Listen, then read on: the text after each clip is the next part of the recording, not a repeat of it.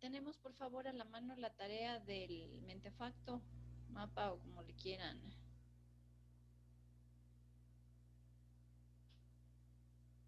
A la mano por favor.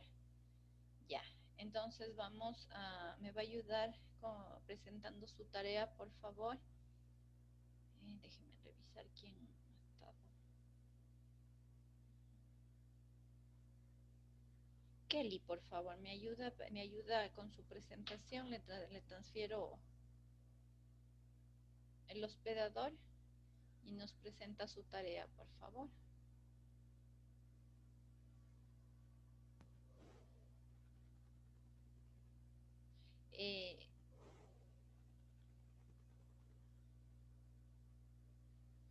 En vista de que todos se movieron a un lugar diferente, ya no sé dónde se quedó Kelly. Katy, Denise. Están 18. ¿Y dónde estaban los demás, los tres que faltan? Los tres estaban, ¿a dónde se salieron? Kelly, ¿dónde está Kelly? Que no la veo. ¿Salió de la clase? Y no regresó. Sí, me dijo que tenía el internet un poco inestable. Ok. No me parece buena idea, pero bueno. Me ayuda, por favor, Andrea Fernanda, me ayuda con su presentación, por favor, con su tarea para que nos presente un poco.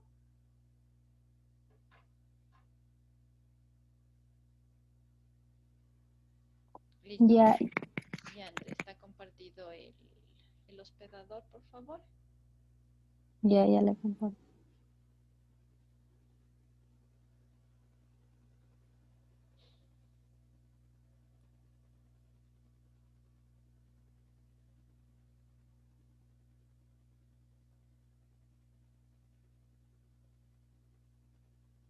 Listo, creo que está ahí. Sí. Por favor, empecemos su presentación y yo le aviso en qué momento nos detenemos para pasar con otro compañero, ¿sí? Ok, Ya, empecemos. ya, a ver, entonces le he puesto como centro respuestas inmunitarias específicas contra antígenos. Le he dividido en subtemas, entonces primero voy a explicar sobre inmunógenos, antígenos y epítopos. Bueno, aquí le he puesto las definiciones. Tenemos como inmunógeno a la proteína o glúcido que empieza o inicia, que produce la respuesta inmunitaria. Además, los inmunógenos pueden contener más de un antígeno.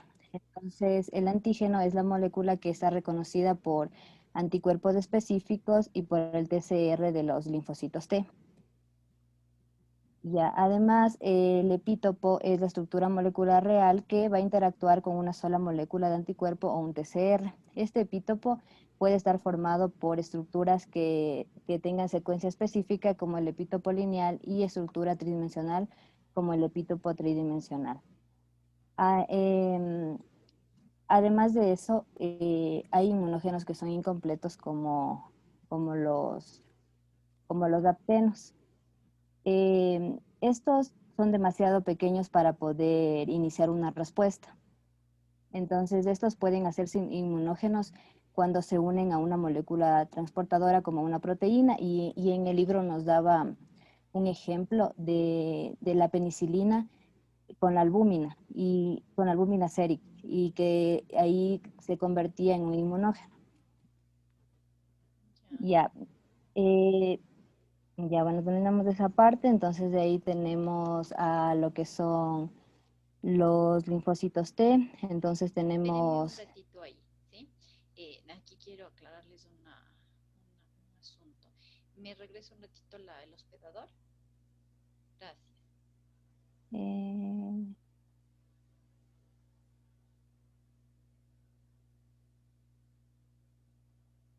Ya estamos con el hospedador, no todavía no me... ahí creo. Veamos. No. Es esto de sí. Ya, ok, creo que ya estamos en mi pantalla. Gracias. Esperemos Ok, estoy con el pizarrón. ¿Estamos viendo el pizarrón? ¿Está compartido o no? ¿Sí? Ok. Necesito... Ah, eso es tener mala puntería. Por eso no estudié. Necesito una estrellita. Esto necesito más rápido. Voy a ampliarle.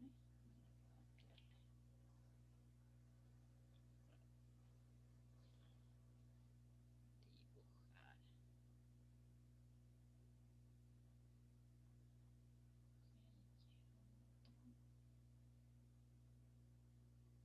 Ok, en esto creo que va a ser más fácil. Dibujar y ahora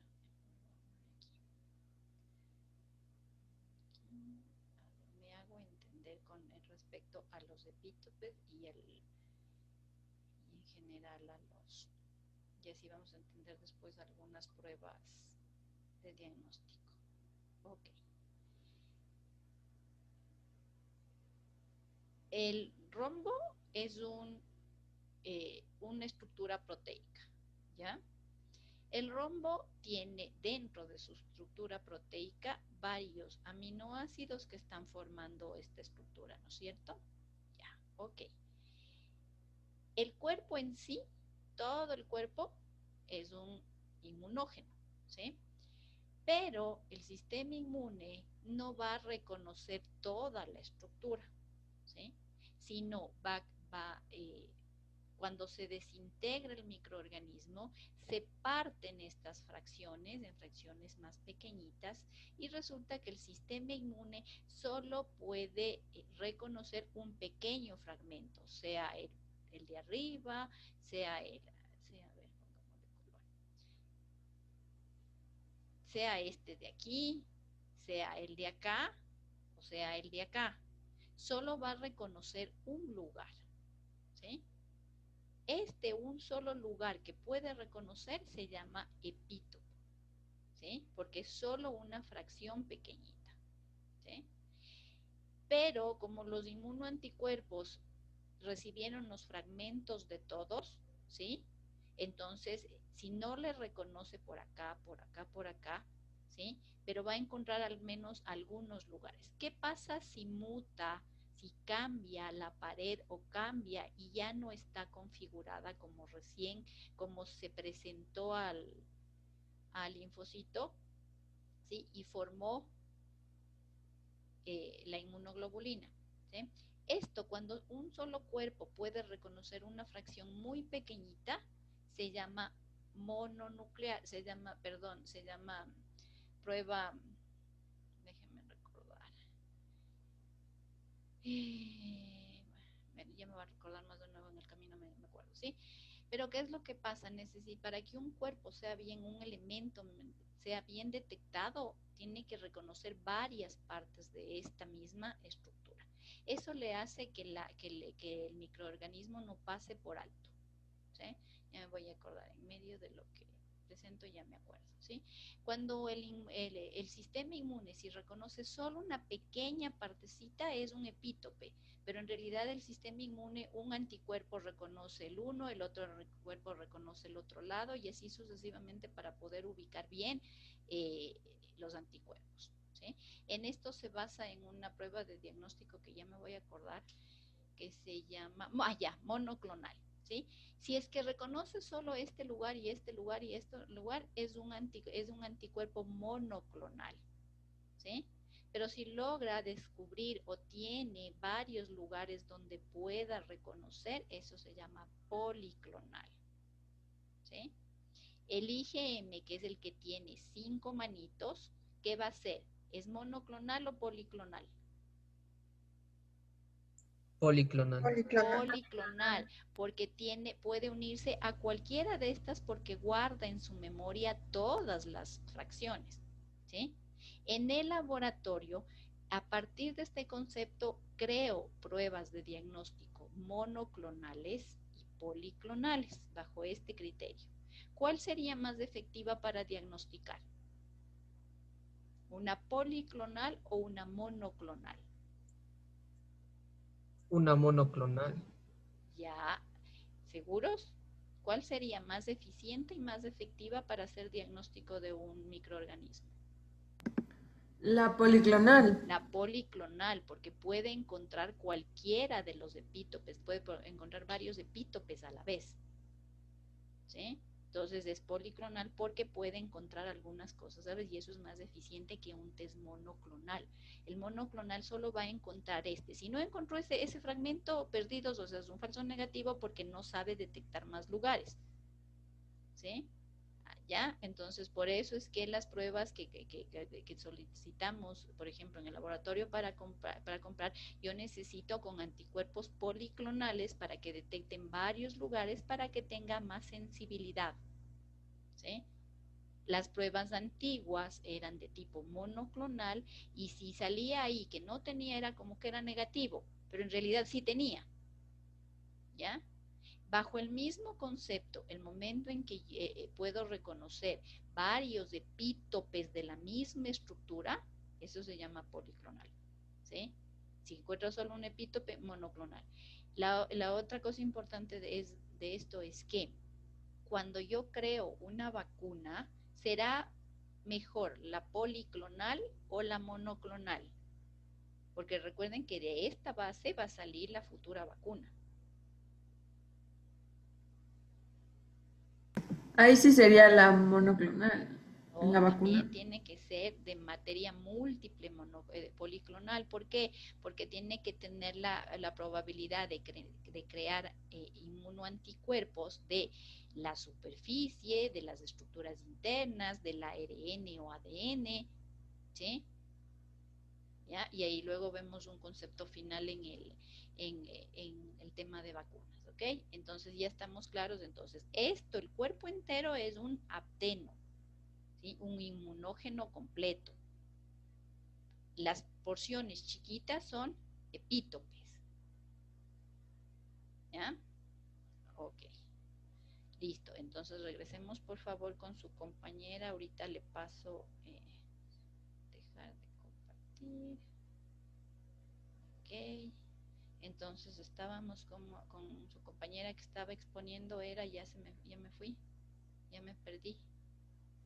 ¿Dónde estaba? ¿Estaba exponiendo Yo, Katy? ¿Quién? no, yo, Ah, Andrea. Ok, Andrea. ya le paso a Andrea a él. Ok, entonces sigamos. Aclarados los conceptos de epítope, apteno, inmunógeno. Ya, creo que está ahí. Ya, la otra parte está sobre los linfocitos T. Entonces aquí decía que el órgano esencial para la producción de estos linfocitos era el timo. Aquí le puse como características primero lo que son las proteínas de superficie, que ahí se encontraba el TCR, los correceptores que eran CD4 y CD8, el CD3 y las proteínas accesorias que iban a promover, sí, a promover el reconocimiento, lo que era la regulación y también la activación. Estaban también los receptores para las citoquinas y las proteínas de adhesión. Ya, entonces aquí teníamos también los linfocitos T, CD4, que eran los que iban a activar y controlar las respuestas inmunitarias e inflamatorias mediante lo que es la liberación de citoquinas.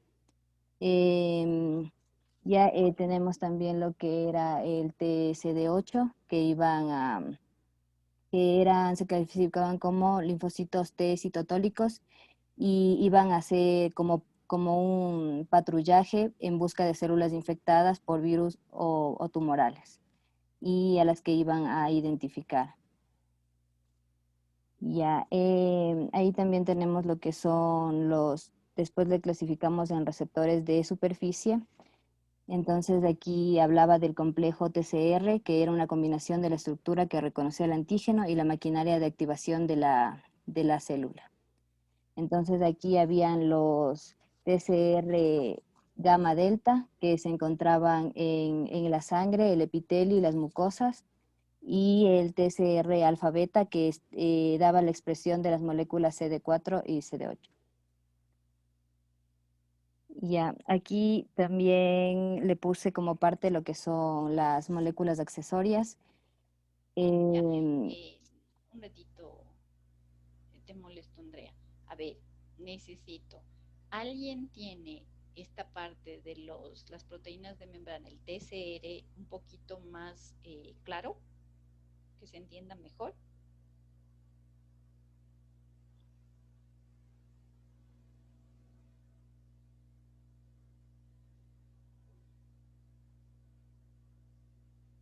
Porque la cuestión, por ejemplo, en el TCR delta y gamma no están en la sangre, están en ciertos linfocitos que circulan por la sangre.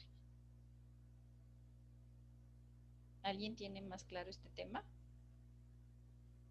Bueno, como les voy a subir las diapositivas resumidas de esto, de la parte que revisaron en la lección, les voy a subir solo las imágenes, ahí vamos a tener un poquito más claro de los TCRs alfa, delta y gamma y el alfa beta. Ok, sigamos con la función de estas.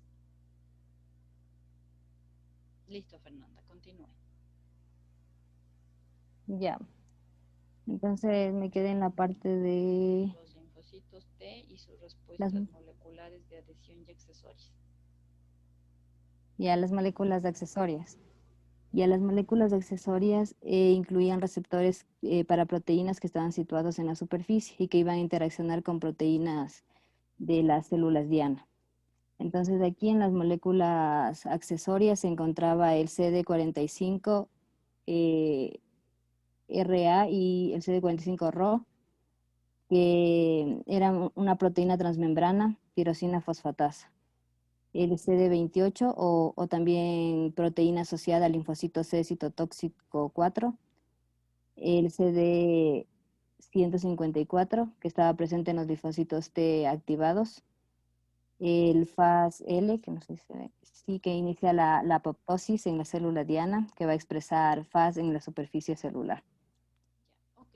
De todas estas, las únicas que quiero que queden claras y las tengan bien claras son que es un TCR, alfa y beta, que es un CD4, CD8, de los otros CDs nos olvidamos, ¿sí? Porque nos vamos a hacer mucho conflicto después, pero sí que es un FAS. ¿Ok? Eh, la función de patrullaje, aparte de buscar células cancerígenas, ¿qué más busca?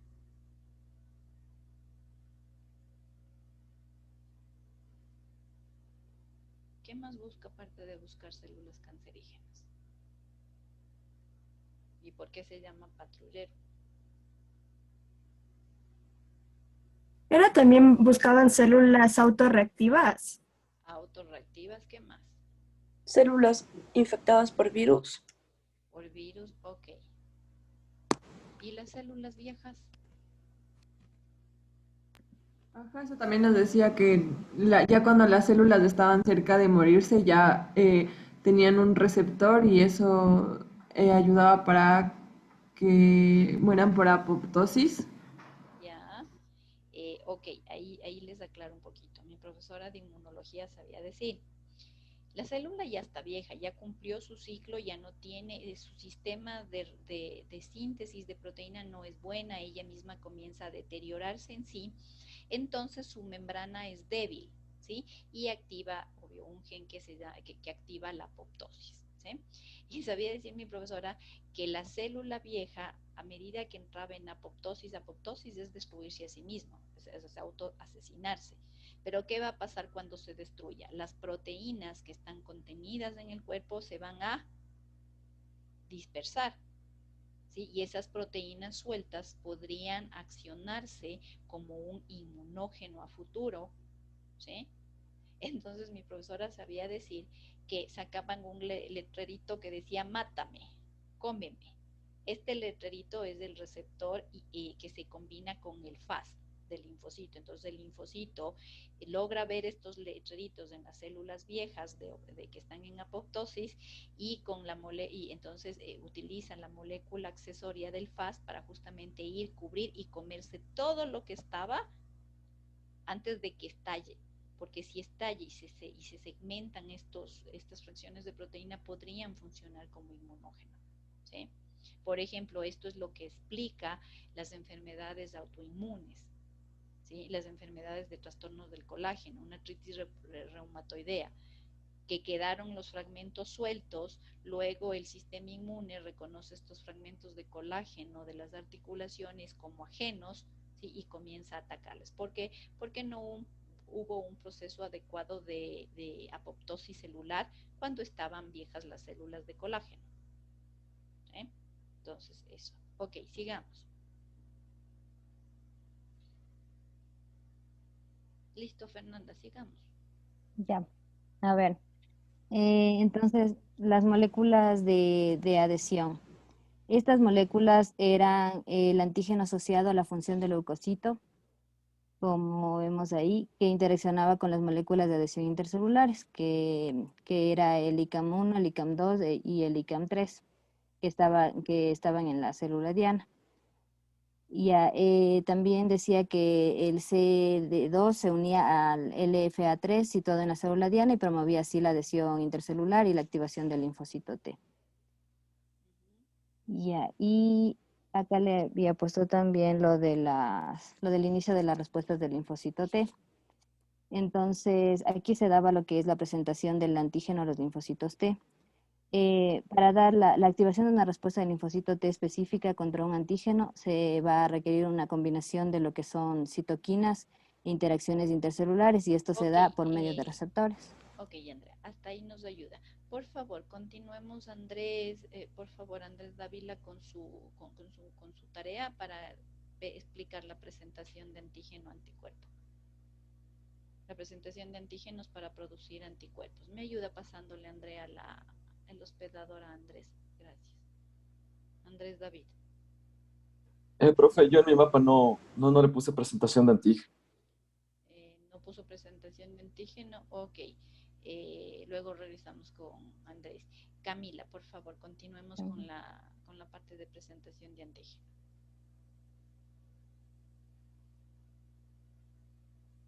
Profesor, ya lo puse bien chiquito, pero ya le comparto.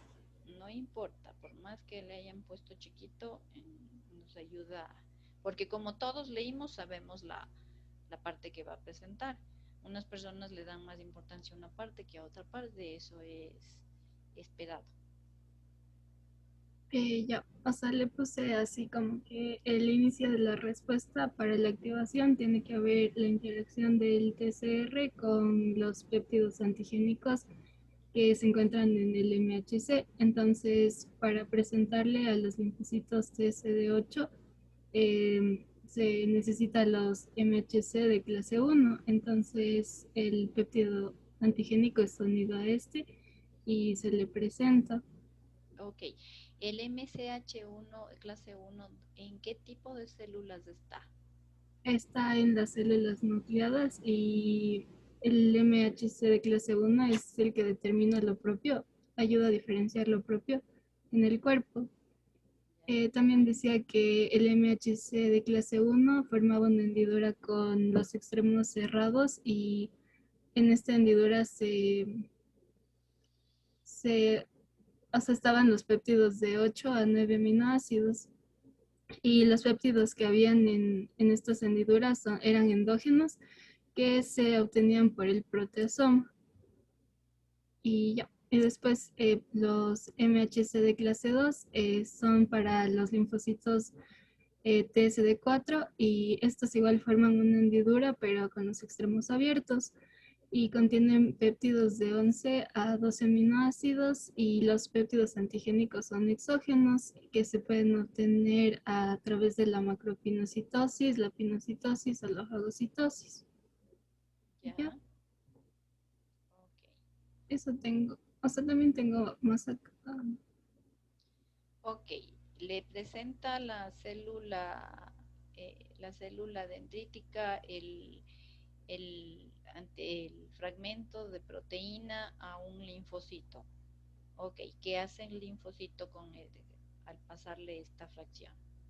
¿Cómo se forman los anticuerpos? Los anticuerpos. Ajá. Ya. O sea, eso no puse, pero Ok. como ¿Quién que tiene cómo se forman los anticuerpos? ¿Alguien de ustedes puso en su cómo se forman los anticuerpos? ¿O nos fuimos a la descripción directa de que es un IgM, IgG y un... Ok, entonces hay que... Habla de las regiones variables, ¿no? No de la estructura del anticuerpo, sino cómo es que después de que la célula presentadora de antígenos al linfocito T le presenta y cómo es que el linfocito B puede hacer anticuerpos, porque el peso, la estructura, si tienen variable fija el FC no es tan importante. Necesitamos saber cómo es que el linfocito B puede comenzar a fabricar inmunoglobulinas. Ok, revisen bien en la lectura, ¿ya? No hay problema. Continuemos, por favor, Camila, con las inmunoglobulinas en general. Ya. Entonces, hay 5 tipos de inmunoglobulinas y la más... Te interrumpo un ratito, Camila. Yo tengo entendido que ustedes revisaron inmunología. Lo que estamos haciendo es un repaso de inmunología para entender cómo se va desarrollando la infección y por qué el microorganismo puede avanzar. Estamos en lo correcto, ustedes revisaron inmunología, ¿verdad? Todo esto ustedes ya lo vieron. Sí. ¿Sí? ¿No es cierto? Ya. Solo que yo tengo una sugerencia. A mí cuando leí por primera vez Murray, me pareció más claro Murray que toda la inmunología que me dieron en la universidad. En segundo y en tercero.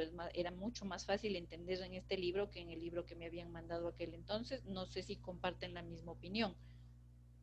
Sí, ¿no es cierto? Ah, ya. Es que por eso les obligo a leer esto, porque yo si quiero lo doy por entendido y no hablamos nada de esto, pero a mí me parece que aquí es un poco más explicativo, dibuja bien bonito y uno entiende mucho mejor ahora sí la inmunología. Ok, sigamos. Ya, entonces primero está la inmunoglobulina D, que es la que se encuentra en menos cantidad y esta ayuda a iniciar las respuestas, pero está en conjunto con la inmunoglobulina M.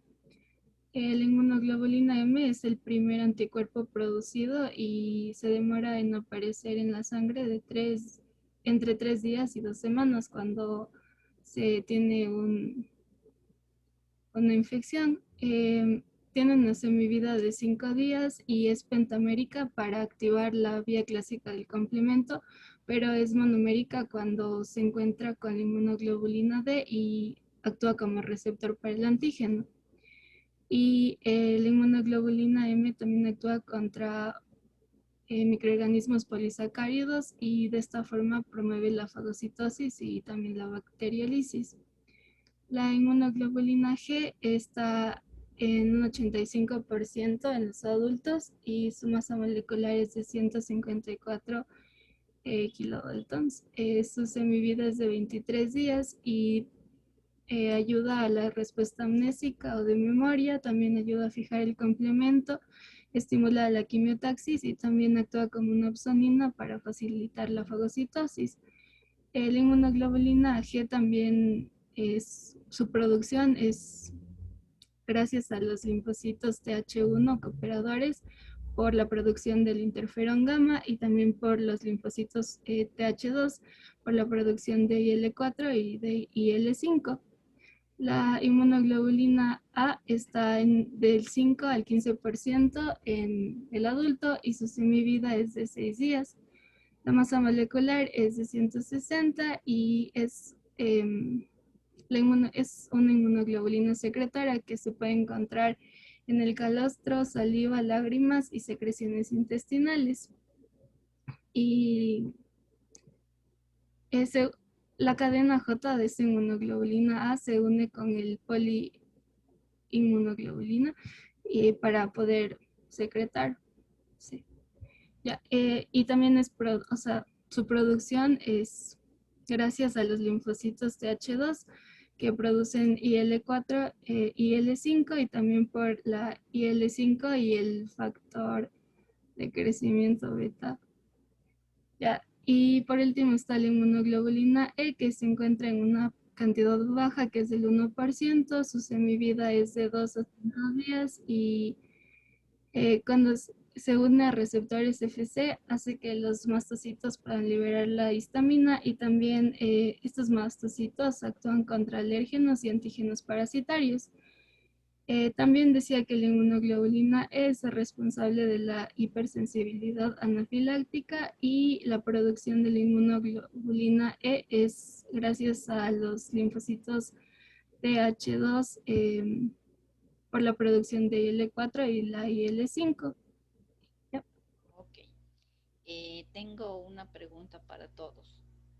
La primera inmunoglobulina que se produce es IgM. Sí, no, así dice el libro, pero no es tan cierto. Apenas yo tengo el contacto con un microorganismo, ¿por qué puertas puede entrar el microorganismo?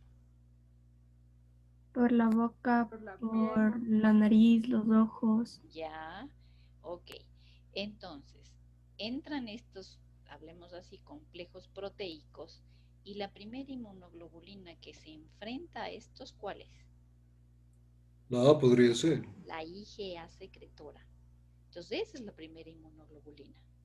Pero esa inmunoglobulina no tiene la capacidad de generar memoria, ¿sí? Ni activar a los linfocitos B para que se produzca IgM y IgG, ¿sí?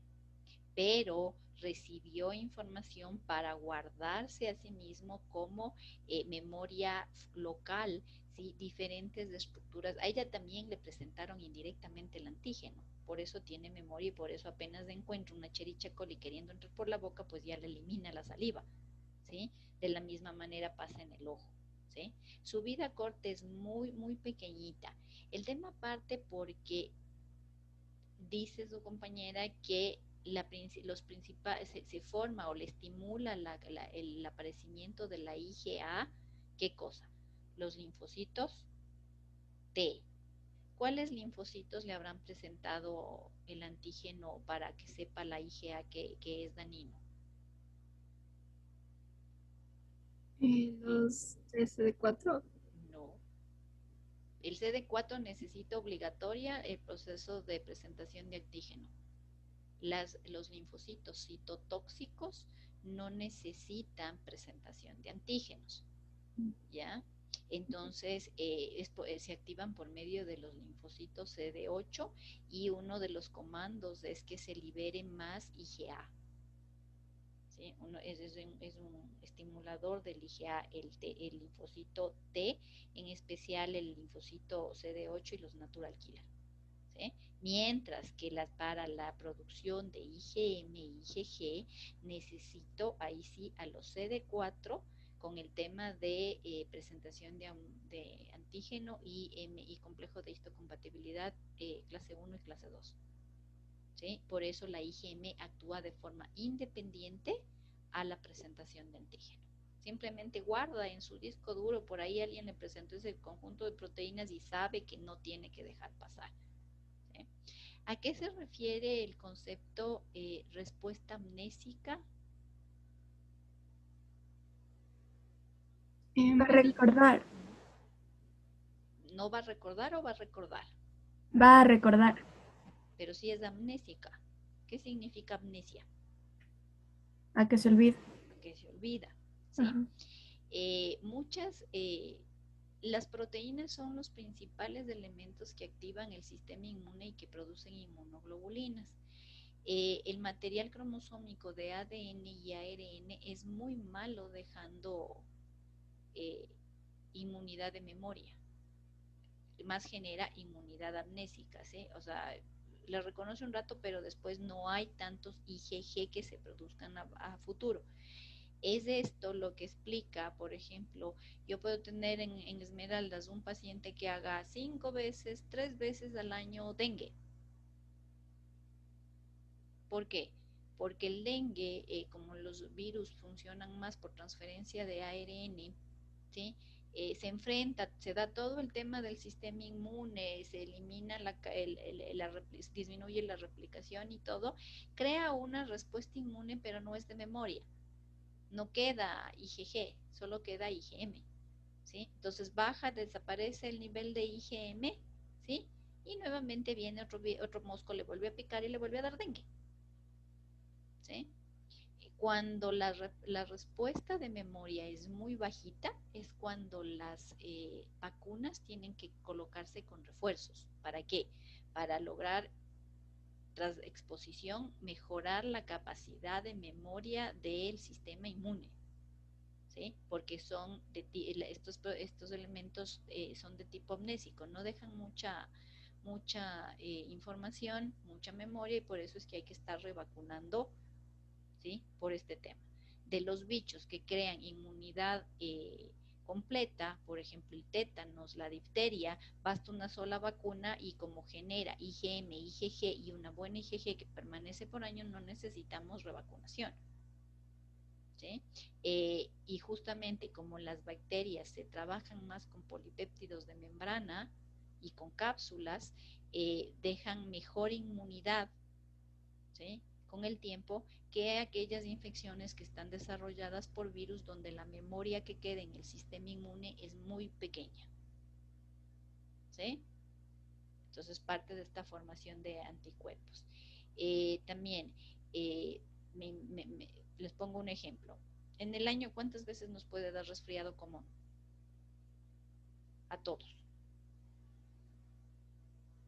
¿Cuántas veces se han resfriado? De 2 a 3 veces. De 2 a 3 veces al año, ¿no es cierto? Influenza, ¿cuántas veces les puede dar al año?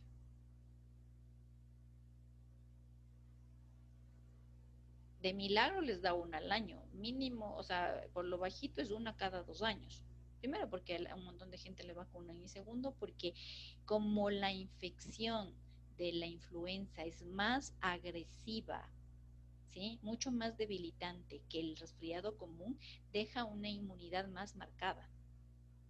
Pero el resfriado, como la sintomatología es más leve, ¿sí? El virus también es menos agresivo, por lo tanto la respuesta es de tipo amnésico. Me olvido y por eso me vuelve a agarrar otro resfriado común después de 4 o 5 meses. ¿Sí? Y porque el ARN y el ADN no son buenos inmunógenos. ¿Sí? Entonces ahí uno entiende por qué me da lo mismo a cada rato. ¿Sí? Entonces para que no me dé resfriado común más seguido, tengo que tener un sistema inmune adecuado. ¿Sí? Y adecuado es que al menos les dé 3 veces al año. ¿Sí? Y la última cuestión con el tema de las IgM, IgG. Está entrando el virus sincitial respiratorio, el virus del resfriado común, adenovirus, rotavirus, lo que ustedes quieran. Va a ingresar por la nariz, por la boca, ¿sí? Me los trago, me los degluto, me los respiro, y el primer IG que sale es del IgA. Si logra retener la carga viral, ¿sí? Voy a desarrollar la enfermedad, pero con menos síntomas. Como ya pasó la barrera de la IgA, entra al pulmón o al intestino, o sea, el adenovirus puede producir gripe o diarrea. En cualquiera de los dos casos, no le toleró la IgA, se escapó del sistema de IgA. Ingresa al sistema digestivo y resulta que como ya me ha dado antes diarrea por adenovirus, hace rato me ha dado, de pequeño me ha dado diarrea por adenovirus, tengo IgG, ¿sí? De memoria, ¿sí? Pero la primera que se activa es la IgM. La IgG le da una información al linfocito diciéndole, llegó, por eso se llama patrullero, pongo de manera graciosa, acaba de llegar adenovirus, viene cargado, entonces el linfocito comienza a decir, no, pues hay que producir más IgM, ¿sí? Pero el primero que se dio cuenta es el IgG que quedaba en cantidades bajas, ¿sí? Muy bajitas en sangre. Entonces inmediatamente los linfocitos se activan y comienzan a producir IgM, ¿sí? Y posteriormente, después de la infección, ya cuando logren matar a todos los adenovirus y todo lo demás, va a comenzar a aparecer el IgG.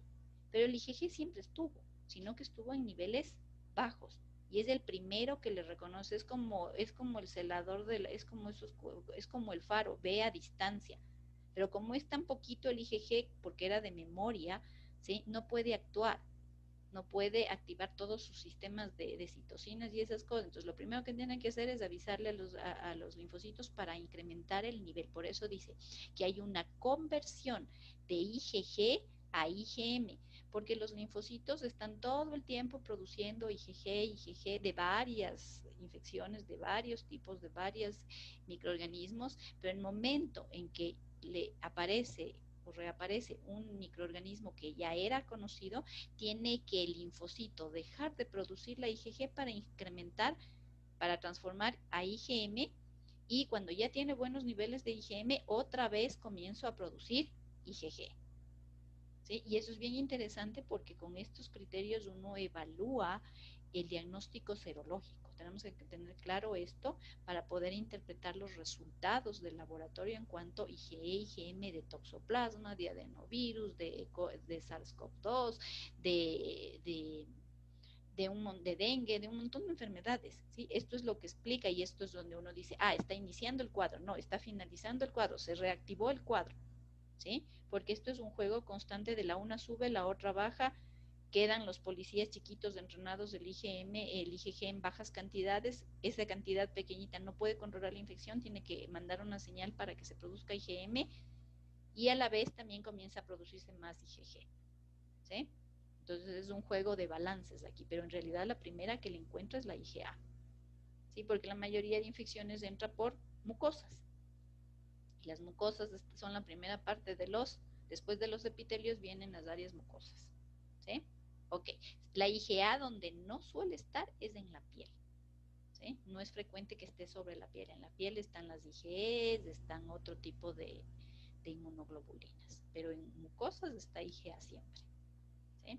Ok, ¿qué más nos falta revisar? ¿Quién más tiene otro aporte adicional que no se haya hablado? ¿Estamos claros? ¿Sí? ¿Con la tarea y esto? Ok. Esto les va a permitir entender mejor el capítulo de las vacunas que es para el jueves, ¿no? Porque esto es relacionado justamente al tema de vacunas de infección primaria, infección secundaria. Una pregunta. ¿Qué va a dejar más inmunidad? ¿Una infección primaria o una vacuna?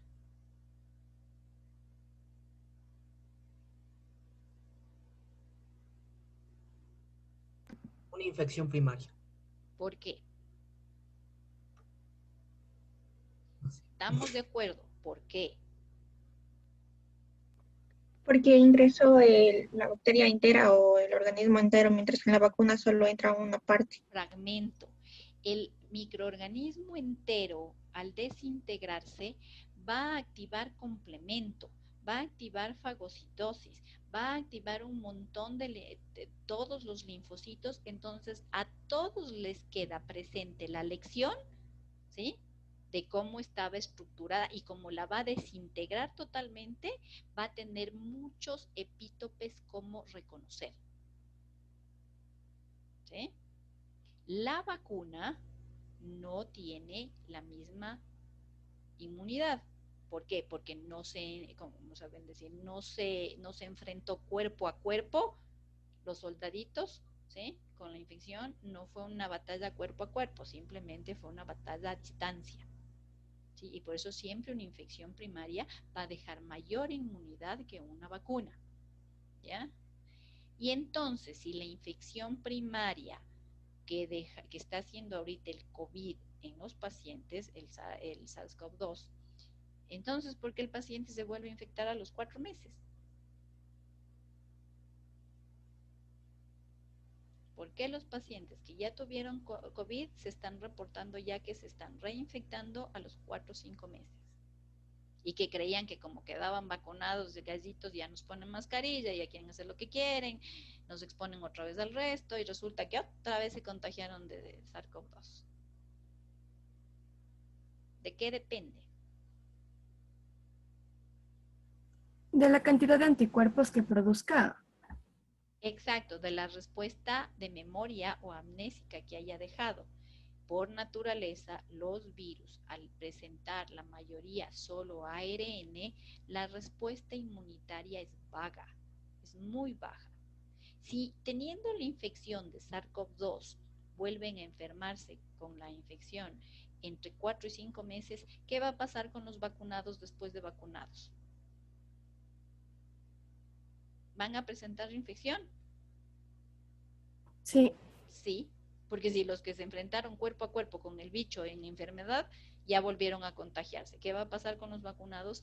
Que se van igualmente a infectar. Entonces no es que nos vacunan y nos vamos a la calle y ya no nos ponemos mascarilla, pero cuando estamos vacunados, no, porque me va a infectar. ¿Cuál es el propósito de la vacuna en este caso?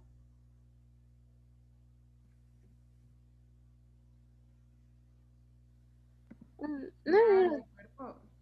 A ver, vamos, de uno en uno. Milena, comience y luego el segundo. O sea, decían que el objetivo de la vacuna no es como usted dice, que, o sea, la gente ya vuelva a la normalidad de antes, sino que ya tu cuerpo ya tiene una pequeña dosis del microorganismo en este caso, entonces ya sabe cómo actuar y por eso es que se vienen los efectos secundarios de la vacuna. En caso de que cuando ya estés en contacto con el verdadero virus, en este caso, ya tu cuerpo ya sabe qué hacer y no... ¿Y no me va a dar la infección? ¿O sí me va a dar la No, infección? sí te da, pero tu cuerpo ya sabe qué hacer. Sabe qué hacer. Por lo tanto, la sintomatología va a ser menor, ¿sí? Vamos a tener más asintomáticos en la calle con vacuna, muchos más asintomáticos. ¿Y cuál es el riesgo para los que no se vacunaron? Ah, ya. Entonces, esas reflexiones son las que quería hacer porque la gente cree que porque nos pusimos la vacuna, nos vamos a poner la vacuna, ya no nos va a dar, entonces regresemos a la vida social, regresemos solo cuando esté vacunado el 90% de la población, solo cuando probablemente, y a todos nos va a tocar refuerzo, y cuando la única forma de no enfermarnos va a ser que encuentren el tratamiento específico.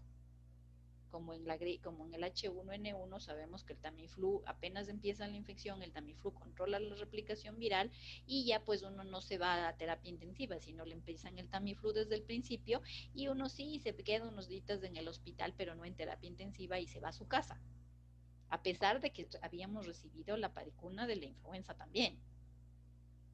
¿Sí? Entonces, ¿cuál es la forma de no infectarse? No exponerse. Cuidar todos los mecanismos inmunológicos que tenemos para defendernos de las infecciones, ¿sí? Mantenerlos activos. Las personas que son obesas, que tienen alcoholismo, drogadicción, son obesas, tienen una mala vida, toman, fuman, se van de farra, están hasta la madrugada, su sistema inmune no es tan competente como el de una persona normal y esto genera mayor infección en ellos, ¿sí? Y eso es lo que estamos comenzando a ver con los pacientes jóvenes que están comenzando a ingresar, que ya no tienen enfermedades, comorbilidades, ¿sí? Sino que el tema es que no comen bien, fuman, toman, tienen malas noches, se pasan pegados al Nintendo, no duermen bien, ¿sí? Entonces estos pacientes se nos están comenzando a complicar, ¿ya? Entonces eso es lo que nos viene después de la vacuna, que simplemente lo que va a hacer es que la infección no sea tan agresiva como hubiese sido sin vacuna. ¿Sí? Ok. ¿Alguien tiene en sus tareas algo más que aportar a este tema? Porque solo estábamos acordándonos nomás. Espero que el acuerdo les haya servido bastante y hayan entendido un montón de cosas que no entendieron antes. ¿Ok? Dicho esto, dígame. Una pregunta nomás. Devuélvame en el anfitrión, por favor, gracias. Dígame, Hermel. No sé si es que esto iremos a ver ya en lo de vacunas de la siguiente clase, pero ¿qué es un adyuvante? O sea, ¿cómo es la función? Coadyuvante.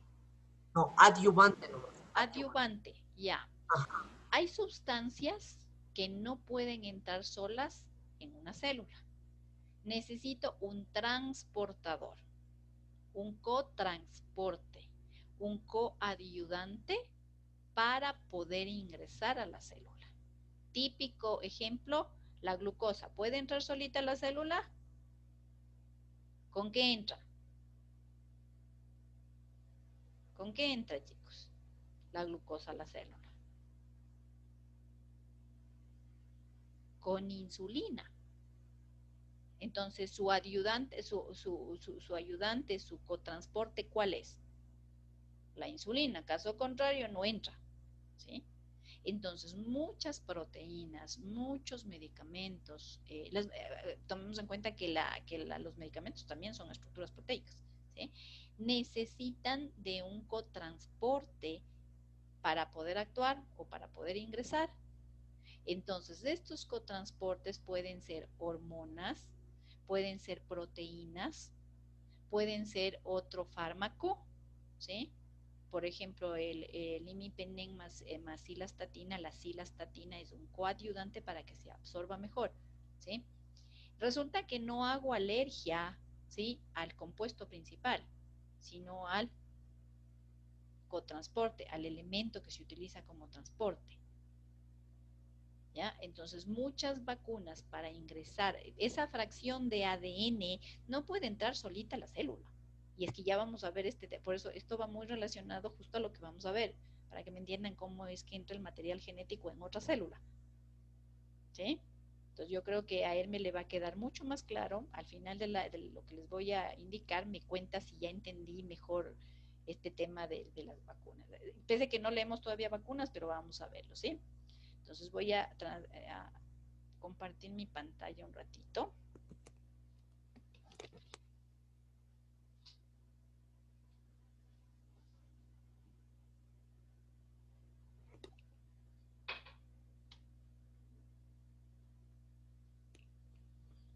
Ok, entonces hemos revisado de las presentaciones la parte de membrana celular, cápsulas, citoplasma, retículo, como dice, ribosomas, cómo respira la célula y de qué se nutre. Y ahora sí tenemos que ir a ver qué pasa con la bacteria. Si una bacteria, si un microorganismo, hablemos en general porque estos criterios son para todos los microorganismos, si un microorganismo goza, está en un lugar adecuado, tiene pH, tiene comidita, tiene agua, tiene temperatura, ¿qué va a hacer? Replicarse, multiplicarse y tener células hijas, ¿sí? Para no perder la especie, ¿sí? Siempre y cuando todos los elementos estén adecuados, ¿sí? Entonces, la bacteria, cuando logra percibir que su entorno es bueno, decide replicarse, ¿sí? Decide multiplicarse. Entonces, la bacteria, mientras mide, mientras evalúa cómo está el medio ambiente, no se va a replicar y eso se llama fase de latencia. Simplemente está midiendo cuánta comida hay, cuánta agua, podemos vivir más aquí, no hay más especies al lado mío, no me dejan, ¿sí? Entonces eso es una fase cero.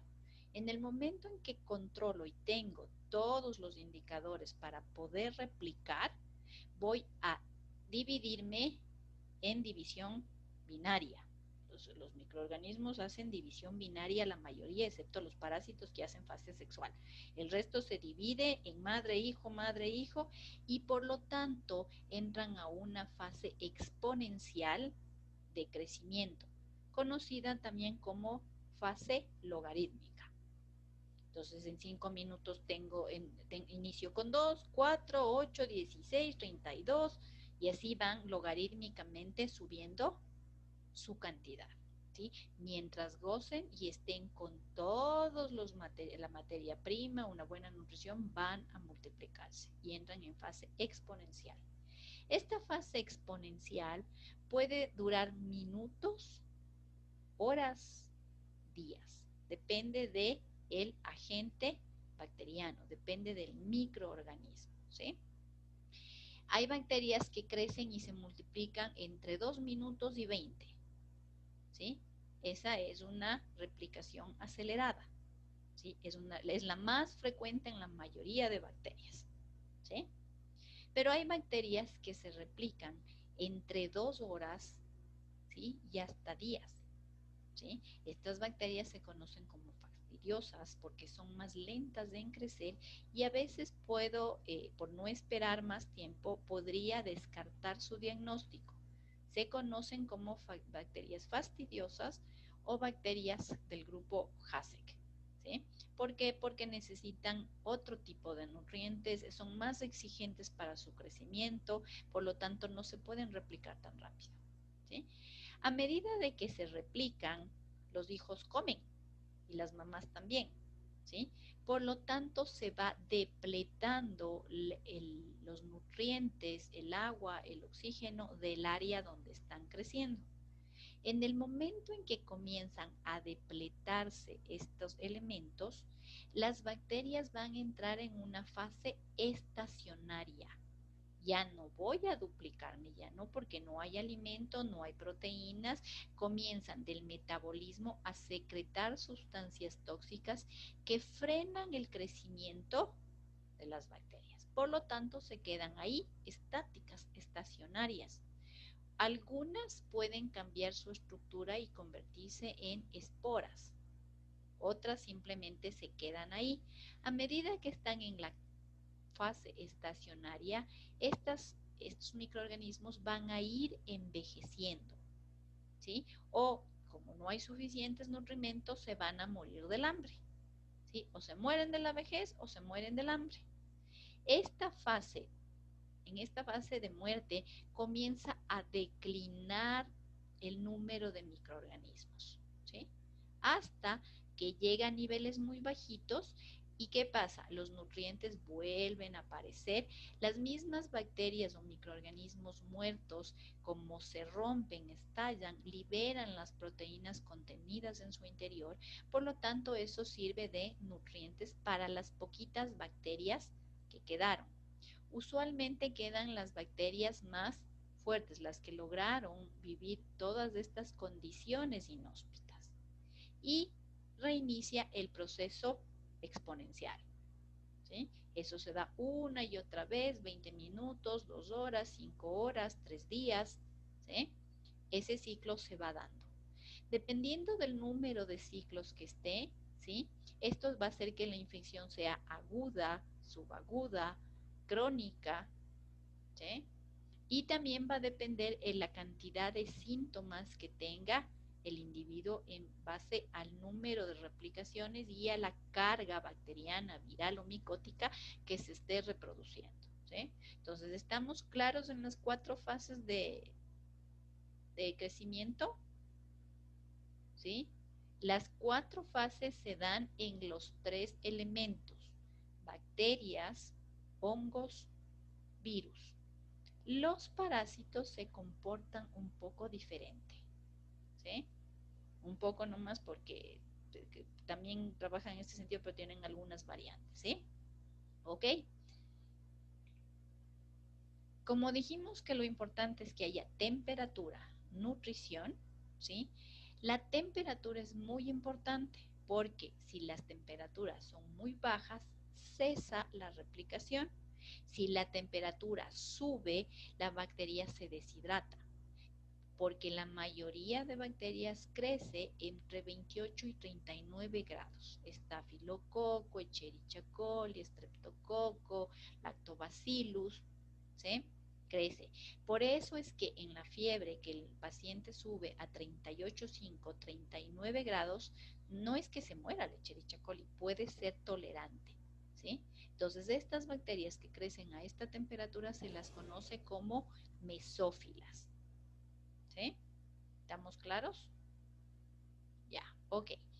Hay bacterias que toleran temperaturas mucho más altas, ¿sí? Estas temperaturas mucho más altas nos dificultan el laboratorio porque no tenemos incubadoras con temperaturas tan altas, ¿sí? Por ejemplo, Helicobacter pylori, Campylobacter, no se puede diagnosticar muy frecuente en el laboratorio. ¿Por qué? Porque estas necesitan 45 grados centígrados, son termófilas, ¿sí? Entonces, muy pocas incubadoras tienen 45 grados, que si subo a 45 les mato a las demás, ¿sí? Entonces, hay que tener incubadoras diseñadas para este tipo de microorganismos. Por ejemplo, los bacillus normalmente crecen más con altas temperaturas. Los bacilos, ejemplo típico, el chaulafán que no se comieron ayer lo guardan en la refrigeradora y resulta que encima del chaulafán están bacillus cereus en calidad de esporas, ¿sí? Le meten al microondas, le dan 2 minutos, les dan 1 minuto y sube mucho la temperatura y aprovechan las esporas para romperse y liberan al bacillus en el arroz. Se comen el chaulafán y 4 horas después están con vómito y 8 horas después están con diarrea porque el microorganismo aprovechó la condición de subirle a alta temperatura para que se pueda desarrollar. ¿Sí? Entonces hay muchas infecciones que se dan justamente con el recalentado de las comidas por el tema de que sube la temperatura por un tiempo aproximado. ¿Ok? Otros patógenos pueden tolerar 80 y 106 grados, sí, pero no son, se les utiliza más bien para pruebas de laboratorio en cuanto a la esterilización. ¿Ok? Entonces, por ejemplo, la Escherichia coli a 37 grados centígrados se demora el ciclo que vimos 20 minutos. Quiere decir que cada 20 minutos duplica su carga bacteriana, porque se replica, ¿sí? Estáfilo, 28 minutos, pero la mayoría de agentes están en este rango, ¿sí? Pero tenemos bacterias de crecimiento lento, mucho más lento, que son las, por ejemplo, las nocardias, ¿sí? Se demoran alrededor de 5 horas. Y el microorganismo estrella en ser lento es el micobacterio, tanto el Leprae como el tuberculosis. Se replican cada 360 minutos. ¿Cuántas horas son esas, por favor? 360 minutos. ¿Quién divide? 6. 6 horas. Los Mycobacterium tienden a replicarse cada 5 a 6 horas. Entonces, el cultivo positivo de Mycobacterium sale positivo a las 6 a 8 semanas de haberse sembrado. ¿Sí? Una nocardia crece entre el 5º y el 7º día para poder ser diagnosticada. La Escherichia coli, el estáfilo, el estrepto, necesitamos 24 horas para saber que creció y otras 24 para seguir el proceso de diagnóstico. ¿Sí? Esto es importante saber porque luego vamos a ver por qué se deben tomar los hemocultivos a cierta hora. Es una cosa muy difícil de hacerles entender a los intensivistas, ¿sí? Pero ustedes les van a entender y luego les educan a sus residentes, a sus superiores, ¿ya? Porque parece ser que a ellos no les enseñaron esta parte, ¿ya? Ok, en el laboratorio yo puedo evaluar la velocidad de crecimiento del microorganismo. ¿Por qué? Porque coloco en un agar caldo una cantidad de bacterias y mido la absorbancia, la turbidez de la solución. En 20 minutos vuelvo a medirla y veo que se duplicó la turbidez. Luego voy a esperar otros 20 minutos, 15 minutos y vuelvo a medir la turbidez y comienzo a ver que baja la turbidez porque ya se van muriendo por la depresión de nutrientes. Y por último, al final del ciclo de los 20 minutos, la absorbancia disminuye. ¿Por qué?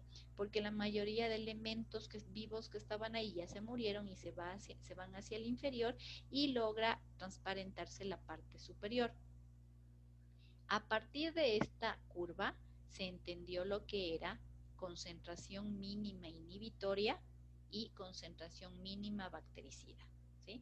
Porque a estos frasquitos les colocaban, aparte de la bacteria y el caldo, se comenzó a colocar ampicilina, amoxicilina, ciprofloxacina para medir que esto no pasara y se mantuvieran siempre controlados y no se replicaran, ¿sí? ¿Preguntas hasta ahí? Ya, ok. Ahora sí, para que la bacteria crezca va a tener que replicar su material genético en una porción exactamente igual para la célula hija, como en todas las divisiones celulares, ¿sí? El microorganismo, la bacteria, posee un solo cromosoma, ¿sí? Ese cromosoma puede ser lineal, pero estar enredado, o puede ser circular, cerrarse el cromosoma, ¿sí? Lo más frecuente es que tenga cromosoma lineal. Los cromosomas circulares más bien hablan de otras estructuras de ADN que no son el cromosoma principal, ¿sí? El cromosoma de la bacteria, sobre todo, es bicatenario, es decir, es igualito al ADN humano. Es monocatenario, tiene dos filas de ADN que posteriormente se van a separar. Una diferencia que hay con el ADN humano es que el ADN humano se enrolla en las histonas, ¿no es cierto? El ADN bacteriano no tiene histonas, ¿sí? Es una cadena libre de histonas, ¿sí? Y se conoce como poliaminas, ¿ok? Esta doble hélice va a separarse por acciones enzimáticas y para replicarse muy parecido al ADN humano. Ustedes recuerdan, ¿quién recuerda qué enzimas funcionan en la replicación de ADN humano?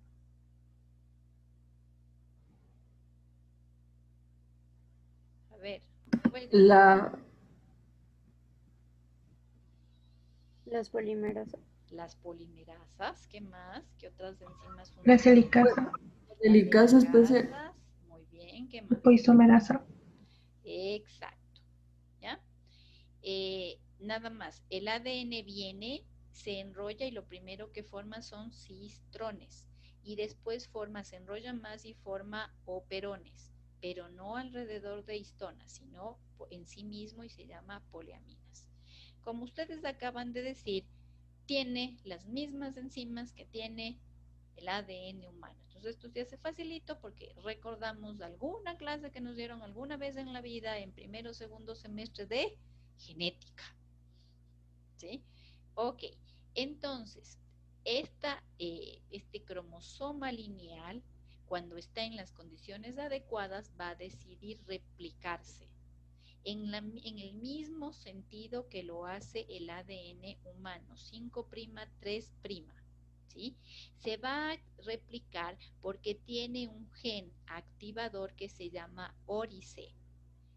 ORIC se activa e inmediatamente comienza el proceso de abrir la horquilla, abrir el ADN y hacer la duplicación en sentido 5', 3'. Con las mismas enzimas que ustedes me acaban de hablar, helicasas, topoisomerasas, ¿sí? De 3 tipos, ¿sí? Y una enzima girasa que es un poco estructuralmente diferente a la nuestra, ¿sí? Cuando va dividiendo, los segmentos que se van duplicando se conocen como segmentos de Okazaki, ¿sí? Igualito que en el ADN humano.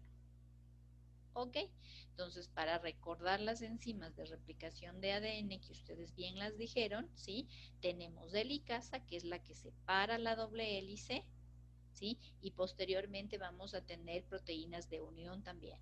Luego va a venir la polimerasa 1, ¿sí? Que es la que pega el cebador y comienza a duplicar. Luego va a venir la ligasa, que es la que va a unir los fragmentos de Okazaki, esos pequeños pedacitos de tripleta. Luego se va a ir va a tener una exonucleasa para ya unirlos y enviarlos de caminito al ribosoma para que se puedan replicar, ¿sí? Y termina el circuito la ADN polimerasa. Es importante porque muchos de los fármacos antibióticos, una familia de los fármacos antibióticos que funcionan bloqueando la replicación viral, bloquean la ADN girasa, ¿sí? Antimicrobianos, mientras que los antivirales tienden a bloquear helicasas, polimerasa 1, polimerasa 3, ¿sí? Por eso es importante ubicarnos y saber las estructuras porque ahí vamos a entender dónde actúa cada una de las familias de los antibióticos, ¿ok? Preguntas hasta aquí, todo está facilito, ¿no es cierto? Solo es un recordatorio de un poco de genética, un poco de inmunología, ¿sí? Ok. Posterior a que sale las cadenas del ARN, va a ir de la misma forma que va en el humano, va el RNA mensajero y va a entrar al ribosoma, ¿sí? Previo a esto, aquí también se van a dar 3 fases, ¿sí? En el ribosoma. Se va a dar una fase de iniciación, lo cual lo hace por medio de un factor sigma, Luego va a elongarse, es decir, a producirse la copia de los aminoácidos, que es la fase de la elongación, y luego va a terminar cada porción y cortar mediante el gen de stop sequencing. ¿Qué necesitamos para que se dé este proceso? Factores quimiotácticos de tipo químicos que alteran la base de pH o de nutrientes. ¿A qué me refiero? Dijimos que para que la bacteria se pueda replicar quiere decir que tiene buen pH, una buena cantidad de comidita, buena hidratación y buena temperatura, ¿no es cierto? Pero esos factores se pueden alterar, ¿sí? Puedo cambiar, por ejemplo, pueden haber muchos productos metabólicos tóxicos, ¿sí? Puede cambiar el pH, puede bajar la cantidad de glucosa y se activa el AMP cíclico. Pueden haber ciertas sustancias en el quorum sensing, que es el conjunto de bacterias que están en un nicho, viven en equilibrio por medio de un mecanismo que se llama quorum sensing, que es mantener en equilibrio tanto los productos tóxicos como los nutrientes. Si cualquiera de estas cosas se activa, disparan una fracción de gen que se llama alarmona. Y esto bloquea inmediatamente replicación de microorganismos, ¿sí? Entonces, si no hay suficientes elementos, si hay estas alarmonas presentes, simplemente la bacteria no se replica, ¿sí? Posteriormente también, cuando hay replicación, tienen que tener un gen de parada, ¿sí? Necesitamos parar la replicación, porque si no va a haber muchos habitantes en un espacio físico muy pequeño, es donde se activa el gen de stop sequencing y para la replicación bacteriana, viral o micótica, ¿ok? Ahora que ya tenemos replicado el material cromosómico, también tenemos que considerar que, como en el cromosoma del humano, también pueden darse fenómenos de mutación. Cuando dicen en el COVID, es que aparecieron las mutaciones de no sé qué, sí, pero la mutación ¿es silenciosa o es efectiva? ¿Silenciosa o agresiva? ¿Sí? Porque siempre hay mutaciones. En los cromosomas y en los genes siempre hay mutaciones. Pero ¿qué hacen los genes y qué hacen los oncogenes y qué hacen los otros genes para que estas mutaciones no se expresen? ¿Qué hace el material genético? Y sí les dieron, porque eso es en genética. ¿Qué hacen las células normalmente cuando el material genético tiene mutaciones? Apoptosis. Les da un fenómeno de apoptosis y ni siquiera, la otra es que ni siquiera se replica. Sale el ADN, se copia la cadena, pero en el momento en que va al ribosoma simplemente no se da la orden de síntesis. Inmediatamente vienen linfocitos T a comerse eso porque es una célula que no vale. Es un fragmento de proteína que no sirve, ¿sí? Entonces, ok, mutaciones hay todo el tiempo. Cada replicación celular hay una mutación, ¿sí? Entonces, ¿qué pasa? Estas mutaciones lo que hacen es modificar las bases principales. Las mutaciones se dan por medio de efectos físicos, por ejemplo, el exceso de calor, la radiación ionizante, las desaminación de nucleótidos, por ejemplo, con el uso de sustancias para asepsia y antisepsia, ¿sí? Yo puedo deformar nucleótidos. Tengo cuestiones químicas, análogos de los nucleósidos, que son los antivirales, sobre todo para el HIV y para algunas leucemias. Puedo utilizar mutagénicos químicos como el bromuro, como la acridina, ¿sí? Y sustancias reactivas al ADN que rompen o lo fragmentan y se confunde el ADN y se comienzan a unir en tripletas diferentes, ¿sí? Y esto lleva a una mutación. Y hay mutaciones espontáneas donde nadie sabe qué pasó, simplemente se dio una mutación, no hay un agente, no hay un causal específico. Ok, estas mutaciones van a producir en primera parte una modificación de secuencia de bases. Estas mutaciones pueden darse porque se suprimió un fragmento genético o un fragmento genético se inserta, transición, abre la cadena de ADN, se mete en ese huequito, utiliza helicasas y vuelve a unir y ya está colada ahí en el material genético. Eso se llama transición. Pero también tengo donde se fragmenta el ADN y de repente se mueve un segmento al otro extremo y del otro extremo viene un segmento al que quedó vacío. ¿Sí? Simplemente se cambian de posición, no es que se aumentó, se cambiaron dos segmentos y este cambio de posición se conoce como transversión. ¿Sí? Esta modificación de secuencias de base, sea por transición, por transversión o porque simplemente se perdieron fracciones, ¿sí? Va a generar dos tipos de respuesta, ¿sí? Puede ser que sea una mutación nula, no se expresa, no pasa nada, no cambia en nada el microorganismo, ¿sí? Es completamente igual, silenciosa. Sí hay un cambio, pero ese cambio no es tan importante para la evolución de la especie. Y vienen las mutaciones efectivas. Son efectivas porque es un cambio muy importante del microorganismo que podría ayudar a que la infección avance más rápido, sea más agresiva, ¿sí? Entonces les voy a poner de esta forma. La señora bacteria viene vestida con un traje azul, ¿sí? Con un vestido azul, azul claro. El sistema inmune reconoce la señora bacteria con vestido azul claro, ¿sí? Por A o B circunstancia, la señora bacteria recibió una modificación, hizo una modificación de su material genético o recibió de manera externa un fragmento de bases y le hacen que ella mute. Pero muta, en vez de ser vestido azul claro, es azul oscuro. ¿Sí?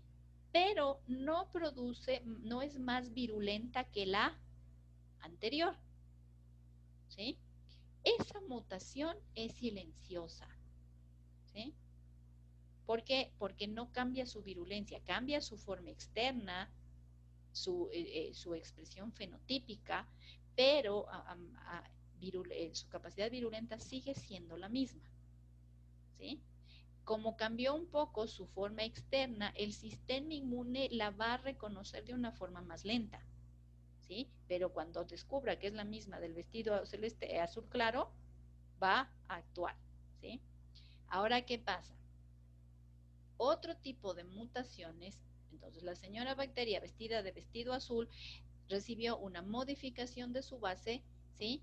Y resulta que fenotípicamente acaba de expresar que el vestido azul ya no es azul, ahora es un vestido multicolor, ¿sí? Tiene 3 colores en el mismo vestido. Aparte de eso, viene más fuerte, ya tiene más cantidad de aminoácidos, ¿sí? Y aparte cambió un poco la estructura de su membrana celular y es menos permeable. ¿Qué va a pasar con la virulencia de esa bacteria? ¿Va a ser más agresiva o va a ser igual que la inicial? Es igual. Viene vestida de 3 colores diferentes. Es como que le cambian de vestido, aparte de cambiarle de ropa, le enseñan a manejar un revólver, ¿sí?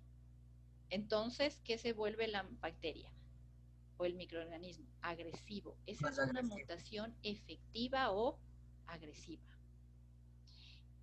Pregunta del millón. El SARS-CoV-2 acabó de mutar, ya nos salieron las noticias, ya sabemos que tenemos aquí el mutado. ¿Ese mutado es silencioso o agresivo? ¿Agresivo? Agresivo. ¿Por qué?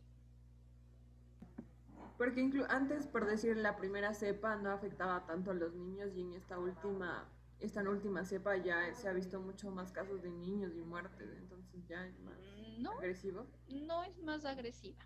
Por Ahora lo les que- pongo, es silenciosa. ¿Por qué? El primer SARS-2 vino con vestido azul. ¿sí? Es un tipo de fenotipo, ¿ya?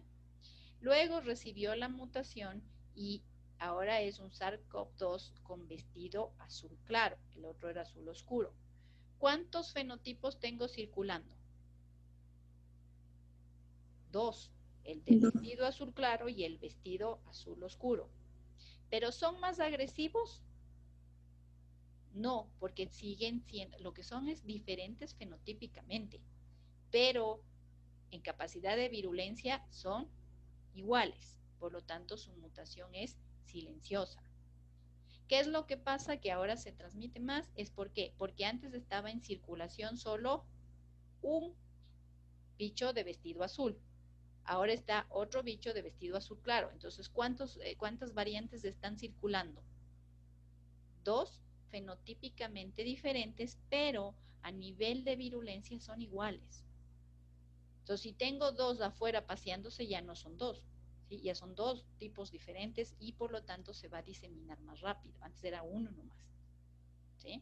Entonces, las mutaciones pueden ser nulas, silenciosas o efectivas agresivas. Y eso llámese en hongos, en bacterias, en virus. Tenemos una mutación de sentido erróneo, ¿sí? Esta mutación de sentido erróneo quiere decir que algo pasó, el ADN se enloqueció, cambió la posición de un montón de bases y por lo tanto al momento que llega el ribosoma, la lectura es errónea. ¿Qué va a hacer el ribosoma? ¿Qué pasa si sintetiza un gen que está en la pared celular con una codificación errónea? ¿Qué le va a pasar a la bacteria si sale esa proteína a la pared?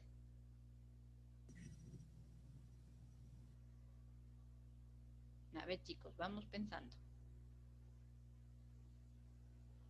A ver, Andrés Sebastián, ¿qué se le ocurre? Sale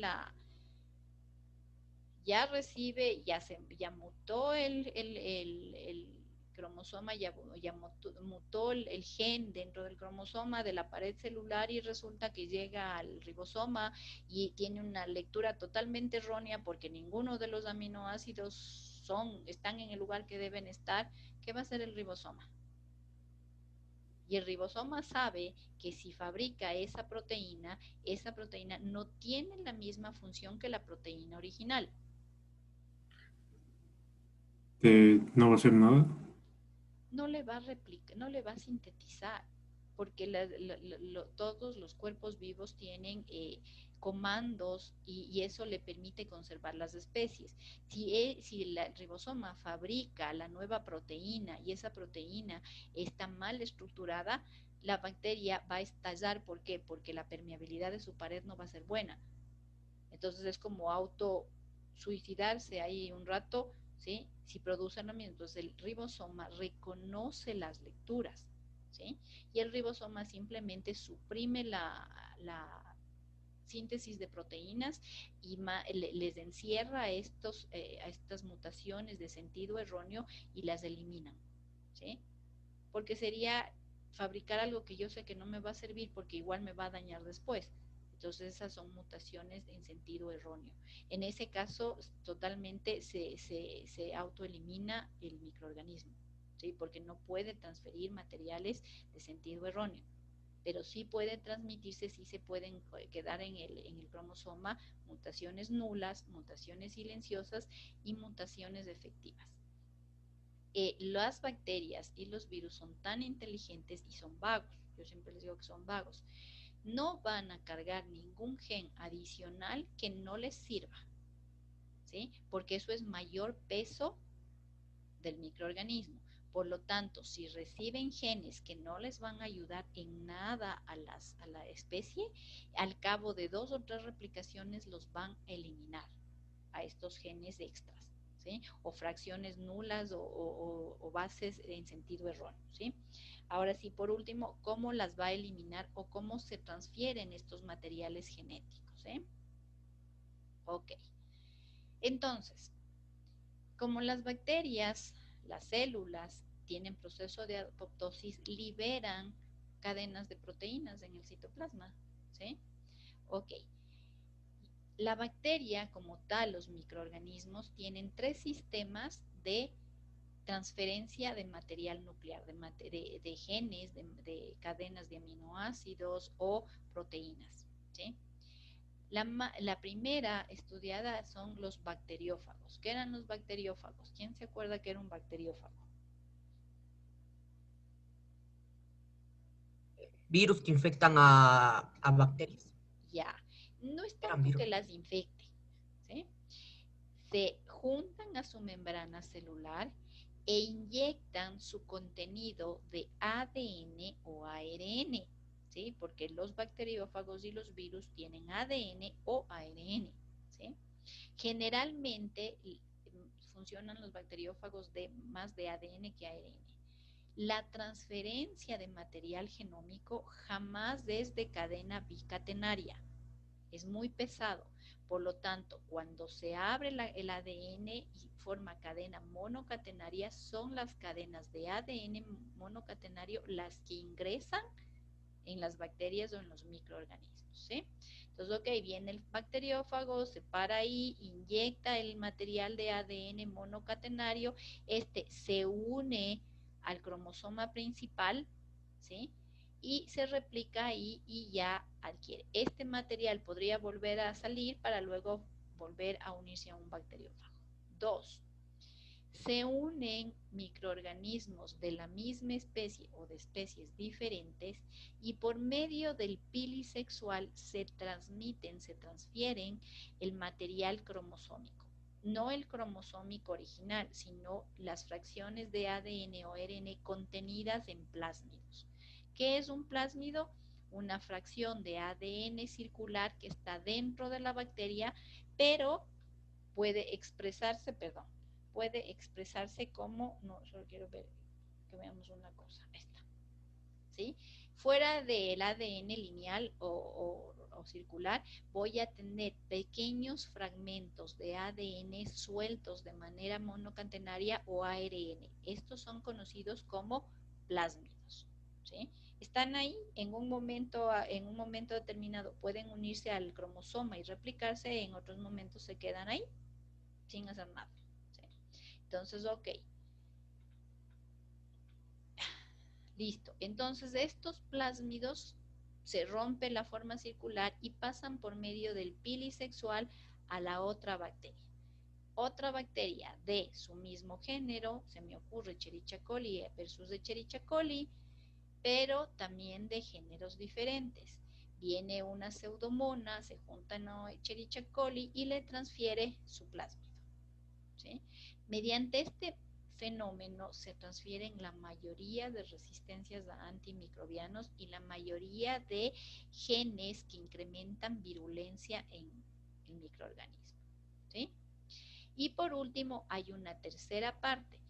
De lo que se rompieron las bacterias, las células y todo lo demás, quedan fragmentos de ADN sueltos, ¿sí? Y por lo tanto ingresan a la bacteria. Alison, ¿cómo entraría un fragmento de ADN a un microorganismo? ¿Por medio de qué?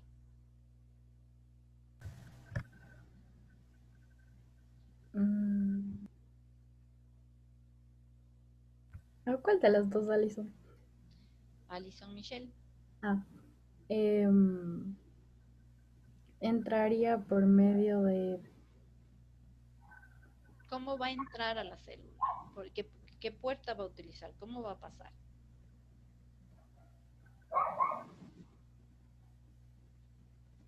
¿Cómo se le ocurre al resto que va a pasar fragmentos enteros de ADN? Acuérdense que el ADN es una proteína.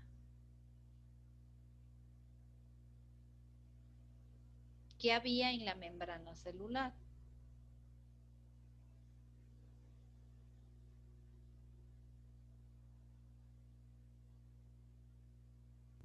Por medio de los poros.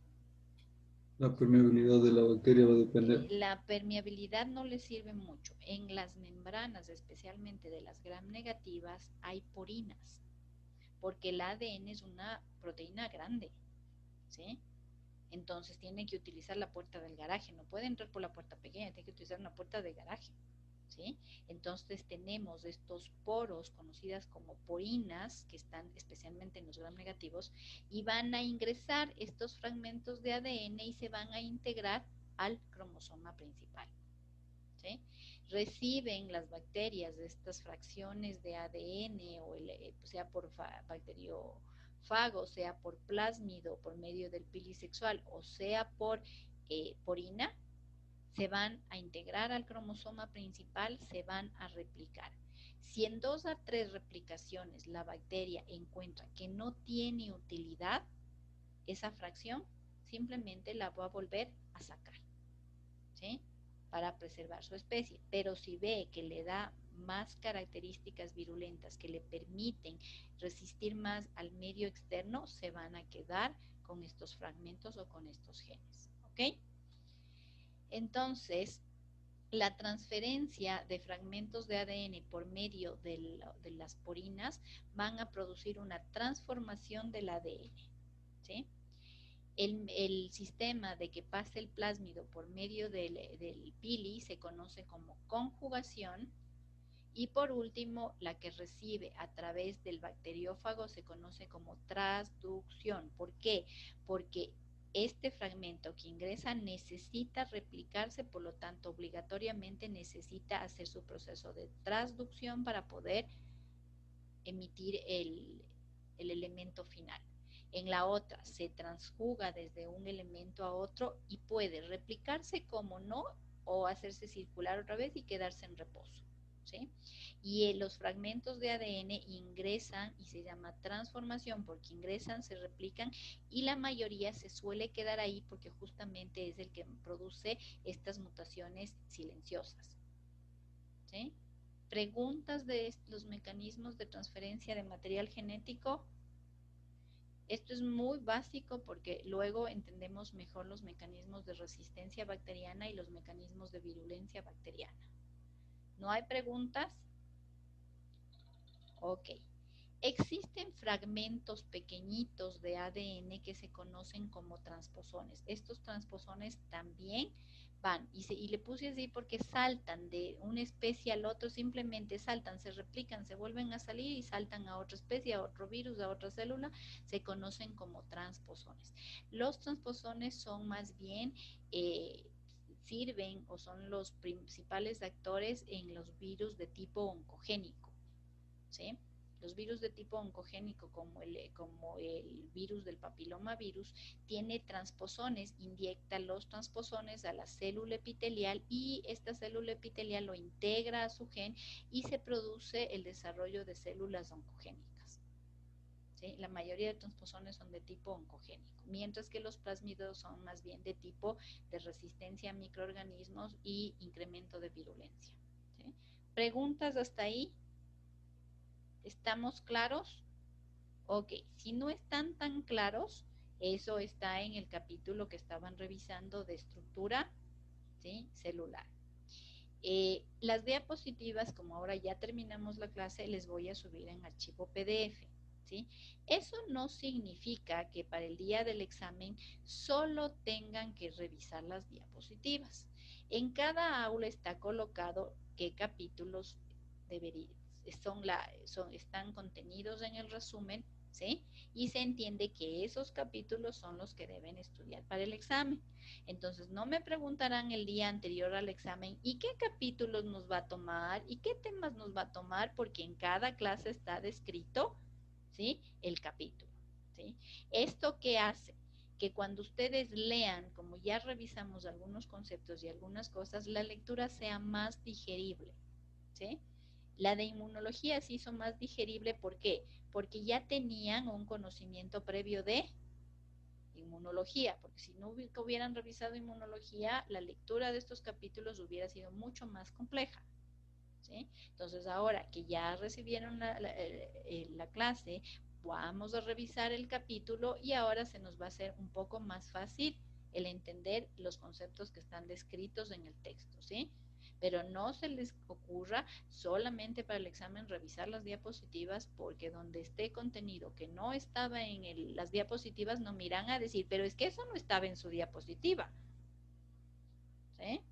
porque el contenido es del texto, el examen es del material de texto que tienen ustedes, ¿sí? ¿Ok? ¿Estamos claros? ¿Preguntas hasta ahí? No. Sí, yo tengo una pregunta. Dígame. Cuando estaba haciendo las exposiciones, mencionó sobre la formación de los anticuerpos. Para quedar un poco claro y luego la lectura, era sobre la expansión clonal que van a tener. A eso ya.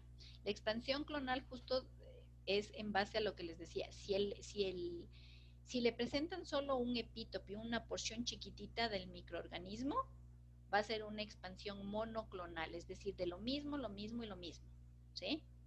Pero si recibe varios epítopes de diferentes lugares, va a ser una expansión policlonal, ¿sí? Esta expansión policlonal permite que los microorganismos sean reconocidos con mayor eficiencia porque ya conoce varias estructuras del mismo microorganismo, ¿sí? Cuando se conoció cómo se expandían monoclonalmente, fue cuando se desarrollaron los primeros tratamientos celulares, las primeras pruebas diagnósticas, ¿sí? Pero hoy que sabemos que hay expansión policlonal, se trabaja más con este tema de policlonalidad. Es decir, ahí va a clonar diferentes estructuras de diferentes lugares, pero es del mismo agente. ¿Sí? ¿Está explicado o todavía está confuso? No entendí con el movimiento de cabeza. ¿Eso sí? Sí, está muy bien, muchas gracias. Ya, sí, porque si no, bueno, de todas maneras, cuando revisemos, porque esto que hemos revisado estos días me sirve para que podamos entender el diagnóstico. ¿Por qué la serología? ¿Por qué la biología molecular? ¿Sí? ¿Y por qué el cultivo?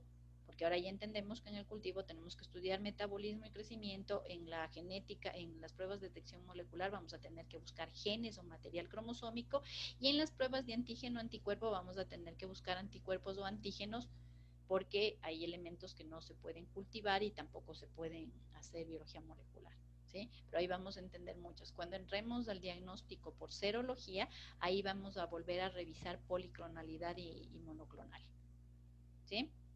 ¿Más preguntas? ¿Todo está claro? Ok. A partir de la otra... Profe, Dígame. para este capítulo para esta clase que nos dio, ¿qué capítulo dijo que podíamos revisar? Lo de ahorita de estructura, los mismos Sí. que revisaron antes, el 4, el de estructura bacteriana, déjame revisar porque mi memoria es ingrata, creo que es el 12. El 13. El 3, el mismo que habíamos empezado, y se acuerdan que les dije, solo hacer hasta citoplasma, no ver replicación bacteriana. ¿Se acuerdan? Ya, entonces Sí. ahora sí ya pueden ver la replicación bacteriana. ¿Sí? Ya, Del listo, capítulo profe. 13, ¿ya? Ok. Y para el jueves que tenemos práctica. El jueves está en su plataforma que dice revisión del capítulo de vacunas, que es el 10, con control de lectura. Ahí estaba anotadito. Lo que no está subido todavía es las preguntas del control de lectura. Ok, eso es lo que les iba a explicar. Listo, gracias, profe. Ya.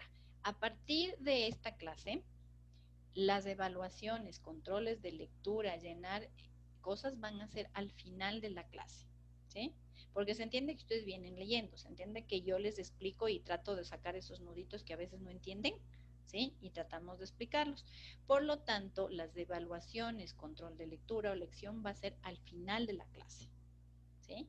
Como la clase, la reunión que tenemos, la tengo programada para 90 minutos, y es que les juro que ni ustedes ni yo entendemos más de 90 minutos porque comienza a sonar todo igual, ¿sí?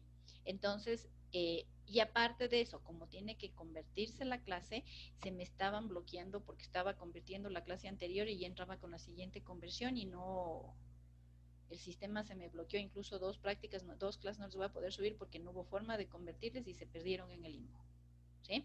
Entonces, ok, entonces quiere decir que terminamos la clase a los 90 minutos y cualquier control de lectura, lección o ver unas diapositivas adicionales o alguna presentación lo vamos a hacer al final de la clase.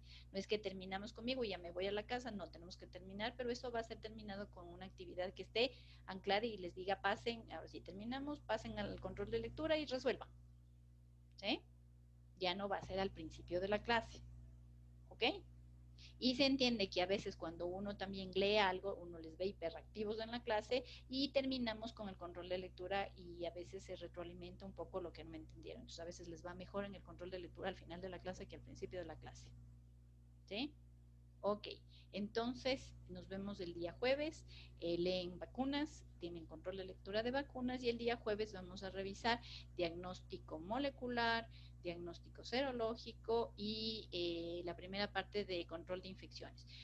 Se controlan las infecciones por vacunación masiva. 2. Asepsia y antisepsia. Eso se llama desinfección, esterilización. Y por último, antimicrobianos. Nunca los antimicrobianos primero. Si uno previene las dos partes de vacunación y que todos los procesos sean con asepsia y antisepsia, difícilmente voy a tener una infección. Ya cuando tengo la infección, no hay más, tenemos que acudir a los antimicrobianos. ¿Sí? ¿Ok? Entonces la otra semana vamos a revisar antimicrobianos. Recuerden que el día jueves normalmente les voy a poner las actividades para el día lunes y el día lunes les voy a poner las actividades para el día jueves. ¿Sí? Ok. Entonces, sin más que decirnos, nos vemos el día jueves de clase. Doctora, Dígame, ahora cuál es la otra pregunta. al final hablando, por favor. Listo, dígame. ¿O no era pregunta? Profe, ¿se puede? No, sí se puede quedar al final conmigo, por favor. Ah, ya, la reunión es privada. Chao, chicos.